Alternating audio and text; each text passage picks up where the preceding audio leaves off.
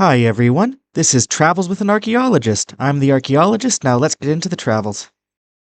So in the past few videos, I've done a lot of archaeology, so today I want to balance it out a bit and get a little more into the travels.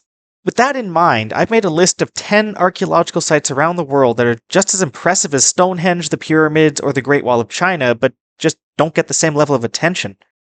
And since I obviously can't put every site I want to on this list, I chose sites based off of 3 criteria. Firstly, you can actually visit them. So they're not only in a country that's safe to visit, but they're also open to the general public. Second, you don't tend to hear about these sites in the media or pop culture. This doesn't mean that all of you will have never heard of any of them, it just means that most people probably haven't heard of most of them.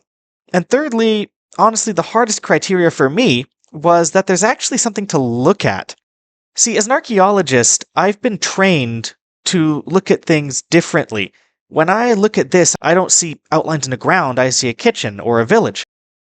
But what this means is that what goes on this list won't just be a pile of rocks, there will be something for you to see. You'll be able to tell what it is you're looking at. Now I've ranked these in the order that I think are the most impressive and overlooked sites, ones that I've either visited or have wanted to visit ever since reading about them. And I'm going to give my reasons, and they're not always going to be obvious. Rather, it's going to be for what they represent and how important they are for the field and the nation they're based in. So, starting off at number 10, the Majorville Medicine Wheel in my home province of Alberta, Canada.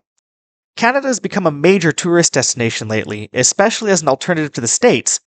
But there's a lot of archaeology here as well that you tend to not hear about. So, of course, many people who fly into Calgary will want to see Banff, and that's fair. But if you drive east instead, you'll reach what's been called Canada's Stonehenge, the Majorville Medicine Wheel. Medicine wheels are sacred indigenous sites that dominate the northern prairies, with the largest concentration in Alberta, Saskatchewan, Montana, Wyoming, and parts of South Dakota. These are mostly composed of large cairns, or piles of rocks, in the center, with spokes running outwards towards a wider stone wheel. No one really knows the original functions of these wheels, and their use has changed over time to meet new cultural needs. Even modern native groups don't really have a true consensus over it. It's a bit of a complicated mystery. But many of these modern native groups still do consider these medicine wheels to be sacred, and as such they are as much living cultural sites as archaeological ones. Majorville is both the largest and oldest of these medicine wheels. It's 27 meters in diameter and about 5,000 years old, which means that it's about the same size as the main circle in Stonehenge and probably a couple of centuries older.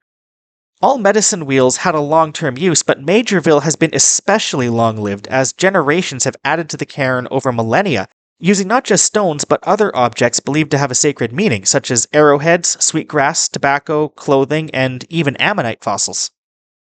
Coming in at number 9 is another Stonehenge alternative, Avebury. Avebury is located in Wiltshire in the United Kingdom, and it's the one I'm guessing that you're most likely to have heard of before. If you're looking for an alternative to Stonehenge, then this really is the place to go. Sitting just north of the actual Stonehenge, you can get to Avebury by taking the train to Swindon, then getting a cab. When I lived in Reading, I really loved coming to this site because, in my opinion, it's just better. Not only is it bigger and free to enter, it's also far less crowded. Avebury is not only larger, but it is also a few centuries older, dating to about 2800 to 3000 BCE, and you can still walk around it seeing the stones. It also has more than just a stone circle, it has a Bronze Age barrow or a burial site that you can enter. If you're up for a bit of a trek, you can also follow this line of stones called West Kennet Avenue from the burial site to the stone circle, passing Silbury Hill as you go. Silbury Hill is part of the Avebury complex, and it's the largest man-made hill in the world from this time period. There's also an area called the Sanctuary, which is believed to be even older than the stone circle itself. And, like Stonehenge, some of these stones were also probably carried here from Wales. When you read the information boards on either site, Avebury is often included with Stonehenge when you visit, just because it probably was related. The rise of Stonehenge and the decline of Avebury are mirroring each other almost. There is significant overlap in the use of the sites, but there's no denying that as Avebury began to decline, Stonehenge began to rise. You can see me go into more detail on this on the video I did on the subject. It's a bit of an early attempt at a YouTube video, to be honest, but I think it still holds up. Coming in at number 8, the dolmens of South Korea. We've seen a lot of Korean culture in the last decade in particular, finally seeing their modern culture rather than just seeing them associated with the Korean War. But of course they have been here a long time, and you can see these first Koreans for yourself at the dolmens. And which dolmens is actually kind of your choice, because there are a few sites. But the ones good enough for UNESCO are Gochang, Hwasun, and on Ganghwa Island. Sorry if I've mispronounced those, Korean is obviously not my first language. So, dolmens are prehistoric tombs for the elite of society, and they're made out of large stones. In Korea's case, they're likely dating to the 2nd millennium BCE, part of the Neolithic and Bronze Age cultures. These dolmens may not have just been a tomb, as their use and symbolism is somewhat debated, but they certainly were used for burials as well, at least, as rich individuals have been found buried there, along with high-end pottery, bronze, jade, weapons, and other grave goods. Many of these have been untouched since their construction. So Korea is not unique in having dolmens, but the size and concentration of them really is unprecedented. Korea has nearly 40,000, and they offer a glimpse into the lives and beliefs of prehistoric Korea, with 3 basic forms. Table type is the oldest, but mostly found in North Korea. Go type and stone-covered type are more common in the south, along with a distinctive pillar type found in Gochang. They offer a quiet break from the bustling centers of technology and modernity that more often define the Korea of today, serving as a reminder that Korea's past is just as complex as its future. Moving on to a port in the west for number 7, Kerkouane, Tunisia. Now, to understand this site, we need to go back about 2,200 years.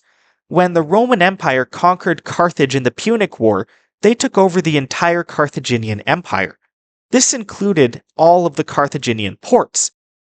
So not just Carthage itself, but also other prominent cities, such as Lixus, Tripoli, and Palermo, and through this, the cities became highly Romanized. If you look at Carthage, as I did in another video I'm going to plug, it's obvious the Romans rebuilt significant portions of these sites, and they became so Roman that it's really hard to know where the original Carthaginian city ends and where the Roman one begins. But that is what makes Kerkouane so cool. Found up here at the northern end of the Gulf of Tunis in Tunisia, Kerkouane is probably the only Carthaginian city to have survived in its original form. It was destroyed in the First Punic War by the Romans, and unlike other Punic cities, it was never really rebuilt, meaning the archaeology here is truly unique and gives you a feel of how Carthaginians actually lived. Unlike, ironically, their actual capital at Carthage, which was rebuilt by Rome and became one of the empire's biggest cities. But despite this town's major importance today, back in the 3rd century BCE, Kerkouane wasn't actually that important, which is probably why the Romans didn't even bother rebuilding it. The townsfolk mostly lived off of fishing and from a huge purple dye factory where they made Phoenician purple dyes that were coveted across the ancient world. This makes it all the more valuable, as this really is a typical Carthaginian city and it gives us a unique glimpse into something that might otherwise have been lost, a culture that once ruled North Africa and the Mediterranean uncontested, but which was otherwise successfully erased by the Romans. Coming in at number 6, Lothal, India. So you've probably heard of the Harappans, or the Indus Valley culture, based around several cities in Pakistan. And if you haven't, I have, of course, made another video on this previously. But Pakistan can be difficult to get to, so if you're in India and the Taj Mahal is too crowded, Lothal is your ideal spot, not only for learning about these ancient Indus people, but also for immersing yourself into a forgotten civilization of the Late Bronze Age. The port lies south of Ahmedabad and dates from the 4th millennium BCE until it was abandoned sometime after 1700 BCE. The port was rebuilt after a flood, and it's entirely man-made, done by diverting the course of a river, making it possibly the oldest dry dock in the world, and still apparently floods after a rainstorm, meaning you can see what this ancient port would have actually looked like as it conducted trade. And that trade, by the way, that stretched from here to Sicily, Lothal being on the eastern edge of a vast trade network. The town that built up around the port contains goods from as far as Egypt, which just speaks to how far this trade network went and the wealth that this city once held. Moving on to number 5, we have Karakol, Belize. So when you think of the Mayans, your mind probably goes to Chichen Itza in the Yucatan or to Tikal in Guatemala. But the Mayans did live all across that region, Belize included, and one of the larger cities was Caracal. It was once a tributary city of Tikal, but Caracal broke away in the early 6th century, and in the year 562 it defeated its old master of Tikal in a war and became the biggest and most important city in the area. The city shows engineering feats that rival the Old World at this time, with clear indications of city planning and water management, both for waste and irrigation. Around 100 years after the defeat of Tikal, Caracal had reached its height, and that had a size of around 10 square kilometers and about 100,000 people, making it larger than the largest city in Belize today. Its central pyramid is, likewise, still the tallest man-made structure in Belize, but by the 11th century it was all abandoned. Of course, such a massive site means that not all of it has been excavated. So if you go to Caracal, not only will you get to see some of the most impressive ruins from the classical age of the Mayans, you'll also be surrounded by the jungle where more ruins wait just beyond the tree line, waiting to be explored. Heading all across the Atlantic into the Baltics for number 4, we have Kernavė, Lithuania. Kernavė is the cultural birthplace of the Lithuanian nation and is located north of Vilnius. It's on this list for the seamless blending of cultural and natural elements. When you look out over this valley from the top of the hill down to the Neris River and it's all shrouded in the fog of the early morning, seeing the hills rise up, it really is something magical that cannot be recreated. The Lithuanian people lived here for millennia, from prehistoric times down until the 13th century. Well, okay, yes, technically Lithuanian people still live there, but you get my point. The hills of Kernavė really do blend nature and human, and although these ancient structures on the tops of the hills are gone, you can still climb up and see things from their point of view.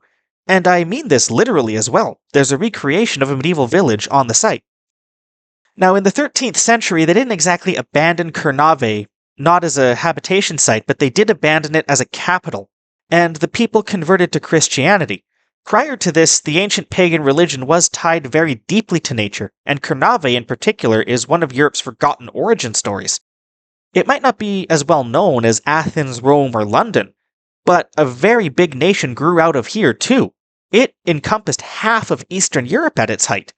Here was the Baltic's first artificial road, and where their first king was coronated. The relatively humble small town of Kernavė doesn't really do justice to how important it is. But then again, maybe it shouldn't. Because those other centers, Rome, Athens, London, they're so built up. There's symbols of modernity and hubs of tourism, business, and population, but in Kernavė, you can get a feel for the site as the ancient people saw it, when they emerged from this town to build their nation and write their history, and that really is something special.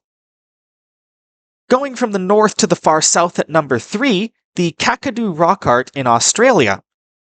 Kakadu is located in the Northern Territory, and honestly, it's a bit of a drive from Darwin, but it is easily accessible by road from Darwin, and it is well worth a visit. I imagine you've heard of Stone Age rock art from Europe. I did a video on that one as well. But Australian rock art is something that few people think about, and when they do, they think about it in similar terms to European rock art. And this is where a lot of people will get that wrong, because unlike European rock art, this art is still a living organism. The modern Aboriginal populations still consider these to be sacred spaces, and some are even added to. But don't let the fact that it is still being used fool you. The oldest rock art here is 20,000 years old, maybe even older, which is the same age as the more famous caves along the Mediterranean. They're also more diverse. In addition to the kind of paintings you expect to see that are animals, humans, and hands, this cave also contains depictions of spirits and religious sorcery symbols, as well as ancient stories passed down in Aboriginal communities. They have depictions of more recent history, such as contact with Europeans as well. And because this is a living site, we actually do have context behind it. We're not left to guess the way we are with Europe, as many Aboriginal populations still carry the stories of these places. For example, the women-only sacred space at Rainbow Serpent Gallery and the depictions of the Mimi spirits in impossibly narrow places, which are said by the Aboriginal to be painted by the spirits themselves. All told, Australian rock art is something profoundly beautiful and unique, and the fact that it continues to be done down to today really makes this a worthy inclusion to the list. Moving on to number 2, Kirokitia, Cyprus. If you ever visit Cyprus, you're probably going to one of the 3 coastal cities of Paphos, Limassol, or Larnaca. And it's understandable, these cities all have beautiful white sand beaches and there's a mountainous interior, as well as ancient Roman ruins. You can see why it's a pretty good alternative. It's like you get the whole Mediterranean all in one little island. But there is one site that doesn't get quite as much attention, and it is here at Kirokitia, known as Europe's very first city. Of course, city is a bit of a stretch, but it is certainly old. Lying between Larnaca and Limassol, Kirokitia is easy to reach in a car, and it showcases a place where cave nomads became urban dwellers. As a result of this, the best way to describe the city is experimental. People from this far back just didn't know what a city was supposed to look like because, well, they were inventing it. So as a result, when you walk around this town, you see a mess of various architectural styles, no real layout, and a lot of designs that just don't exist anywhere else in the world. All of this is a result of what these people were experimenting with. This is what they thought an urban area should look like, and how it should function. It was chaos, but it was ordered chaos. They were playing around with so many various ideas, and the end result really is something unique that looks like absolutely nothing else in the world. And before I share my number 1 site, I also want to share with you some honorable mentions and explain why they didn't make the cut. One alternative I considered was Gao in Mali. Gao was an alternative to the more well-known Timbuktu, and it has a lot of ruins and similar architecture, but it loses out on the list because Mali just isn't the safest place to be right now. I do hope this changes in the future. The ruins of the Mapungubwe Kingdom in southern Africa are another alternative. While the ruins of it are possible to visit both in Zimbabwe and in the north of South Africa, I did have to make a call. It was a particularly hard call to remove this one, as it does add some geographic diversity to the list, which has been a little Mediterranean heavy, but I do think it was the right decision. As an alternative to the Kakadu rock art in Australia, I also considered showing the Keep River rock art, which is also in Australia. But it's located far in the Northern Territory, and with Google showing me absolutely no way to get there, I decided it was just too isolated, and I found a nearer example instead.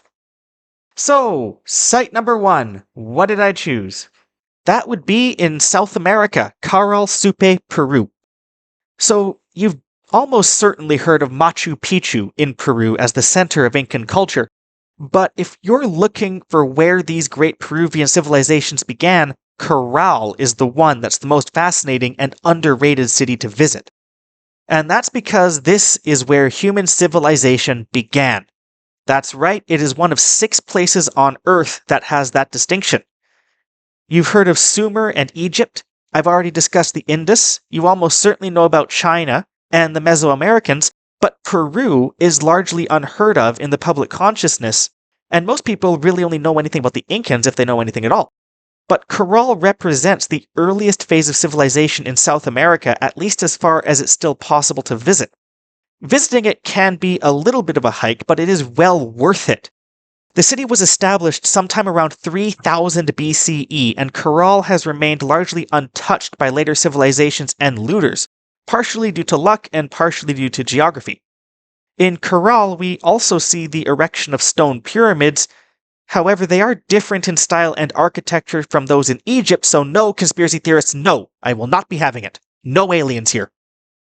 Ancient Peruvians lived here, making their living near the sea, rising to prominence at the same time as Egypt, China, and Mesoamerica, and, as far as we know, completely independently.